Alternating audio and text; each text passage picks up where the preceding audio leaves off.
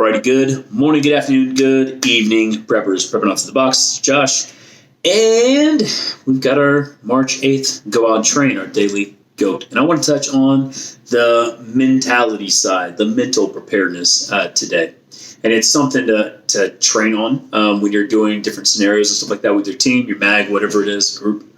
But and if you don't have anybody with you, it's just something to consider and something to think about, because when we talk about the mentality side of it, it's got to be something that's got to be rehearsed in your mind and, physically done and all these different kinds of things. I mean, there's so many aspects to mental preparedness. But anyways, this one's going to be led before med. And it's basically to get people wrapped around the idea of what needs to be done. And it's what is exactly like it sounds, led before med. If you are in a confrontation, and of course we like to talk way down SHTF, but this goes for civil society. This goes for anything. If you are in a restaurant and somebody comes in there wishing people harm and starts, shooting people or whatever it was, they started doing something violent, and you are, being a responsible concealed carry owner, draw down and go to eliminate the threat. That's, what we do. We try to protect others. Now, let's say there was like two people in there and you're with your family and someone in your family gets hit, right? And that's, it's sad.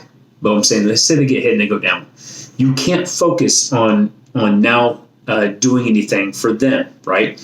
You have to rely on the self-aid, buddy aid, Medicaid kind of mentality where they got to take care of themselves for a second. You have a threat. And if you take another gun out of the fight, maybe you're the only gun in the fight, then more harm could be done, right? It would be a lot more negative happening if you got tunnel vision and focused on what just happened instead of, like I said, taking out the threat. So led before med is exactly what it sounds like. Eliminate what's going on. Once you're secure, render aid. Okay. Obviously, it'd be very, very difficult when you have, if it was a young kid or something like that get hit. I get it. But if it was like your wife or your husband or whatever they went down, you've got to rely on them to have some factor of knowledge, which we should all be doing some training in medical and things like that. Go out and get classes. There's courses all over the nation. But go out and get some training and try and learn how to do some basic stuff on yourself. And go by that, self-aid, buddy aid, Medicaid. Like I said, there is a system. But anyways, yeah. So March 8th, keep it in mind. Led before med. Don't get tunnel vision sucked into things because something bad happens. Always stick to eliminating a threat before moving on to rendering aid to anybody. Because, like I said, if you don't and if you let it go, a lot more. The scenario could get a lot worse. I'll say it that way.